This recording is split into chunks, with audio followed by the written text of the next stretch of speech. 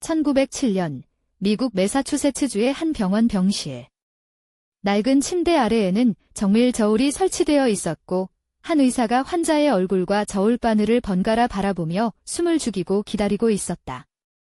그리고 마지막 숨이 멈추는 순간 저울 바늘이 미세하게 움직였다. 의사는 떨리는 손으로 수첩에 숫자를 적었다.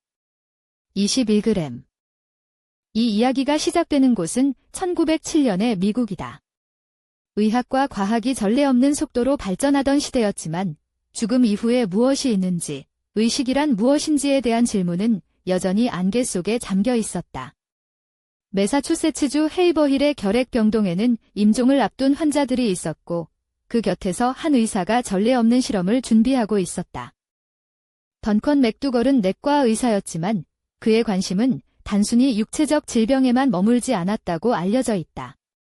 그는 오랫동안 하나의 질문에 사로잡혀 있었던 것으로 전해진다.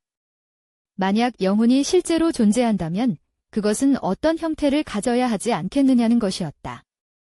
그리고 형태가 있다면 무게도 있지 않겠느냐고.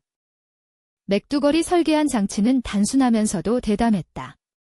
침대 전체를 정밀 산업용 저울 위에 올려놓는 방식이었다. 이 저울은 28g 이하의 변화도 감지할 수 있을 만큼 민감했다고 전해진다.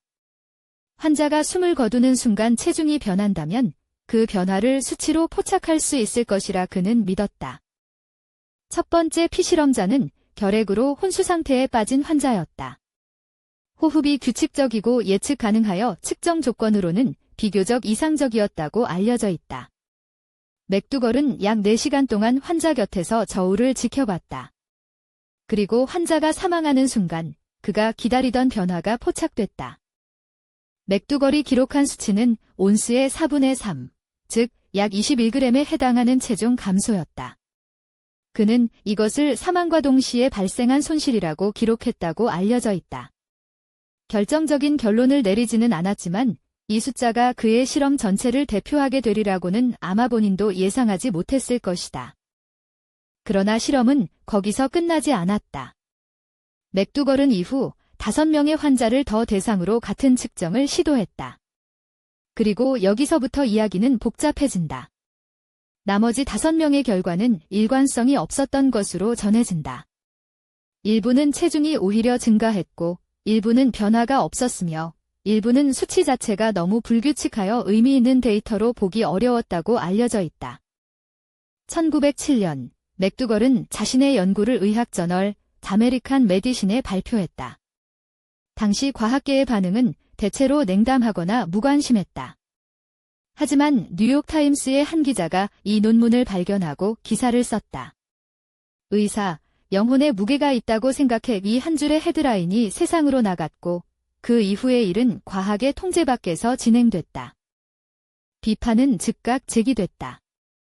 같은 시기에 활동하던 의사 오거스터스 P. 클라크는 체중 감소의 원인이 영혼이 아니라 지극히 생리적인 현상일 수 있다고 반박했다. 사망 순간 혈액순환이 멈추면 폐의 온도가 급격히 떨어지고 그 결과 수분 증발 패턴이 변하면서 미세한 무게 변화가 발생할 수 있다는 주장이었다. 하지만 클라크의 반박 이전에 더 근본적인 문제가 있었다.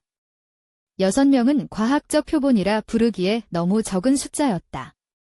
그리고 그 6 가운데 맥두걸의 가설을 지지하는 결과가 나온 것은 오직 1명뿐이었다. 나머지 5의 결과는 발표 당시 주목받지 못했고 오늘날 이 실험은 선택적 보고의 대표적인 사례로 과학교재에 언급된다. 이 실험을 둘러싼 가설 가운데 가장 설득력 있는 것은 생리적 설명이다. 사람이 죽는 순간 근육이 이완되고 폐에 남아있던 공기가 방출되며 체내 수분 증발 패턴이 변한다. 이러한 변화들이 민감한 저울에서 미세한 수치 변동으로 나타났을 가능성이 있다는 것이다. 다만 이 설명에도 한계가 있다. 그렇다면 나머지 5명에서는 왜 같은 패턴이 일관되게 나타나지 않았는가? 두 번째 가설은 실험 설계 자체의 문제, 즉 확증 편향을 지목한다. 맥두걸은 영혼이 무게를 가진다는 결론을 실험 이전부터 믿고 있었던 것으로 알려져 있다. 자신의 가설을 지지하는 하나의 결과를 선택하고 이를 부정하는 5의 결과를 뒤편으로 물린 것은 의도적이었든 그렇지 않았든 과학적으로 받아들일 수 없는 방식이다. 세 번째로 제기되는 문제는 측정 도구와 타이밍이다. 저울바늘이 안정적인 수치를 표시하기까지는 시간이 필요하다. 사망의 정확한 순간을 특정하는 것 자체가 당시 의학기술로는 어려운 일이었다. 결국 사망 순간의 체중 변화를 기록했다는 주장은 고도로 감정적인 상황에서 단 한 명의 관찰자가 남긴 갑 위에 서 있다. 과학적 검증에 실패한 이 실험이 어떻게 한 세기를 넘겨 살아남았는지는 2003년 개봉한 영화 D11g에서 하나의 실마리를 찾을 수 있다. 감독 알레한드로 곤살레스 이냐리투는 삶과 죽음, 운명과 연결을 다루는 작품의 제목으로 이 숫자를 선택했다. 그 순간부터 21g은 특정 의사의 실험 수치가 아니라 하나의 상징으로 자리를 굳혔다. 어쩌면 진짜 미스터리는 이것이다. 수많은 오류가 지적된 실험이 왜 사라지지 않았는가? 그 답은 실험 자체보다 실험이 건드린 질문에 있는지도 모른다. 인간은 오래전부터 죽음 이후에 무언가가 남는다고 믿고 싶어 했다. 21g이라는 숫자는 과학의 언어를 잠시 빌려 그 믿음에 구체성을 부여한 것이었을지 모른다. 맥두걸의 실험은 이후 단 한 번도 엄격하게 통제된 조건 아래서 재현되지 않은 것으로 알려져 있다. 어떤 과학기관도 이 질문을 공식적인 연구 대상으로 삼지 않았다. 그럼에도 21이라는 숫자는 지금도 인터넷 어딘가에서 누군가의 대화 속에서 불쑥 살아 돌아온다. 당신은 어떻게 생각하는가? 21g이라는 숫자는 한 의사의 오류인가? 아니면 아직 설명되지 않은 무언가의 흔적인가? 과학도, 철학도, 종교도 완전한 답을 내놓지 못한 이 질문은 오늘도 열려 있다. 그리고 어쩌면 그 답을 찾고 싶어 하는 마음 자체가 인간이 인간인 이유일지 모른다.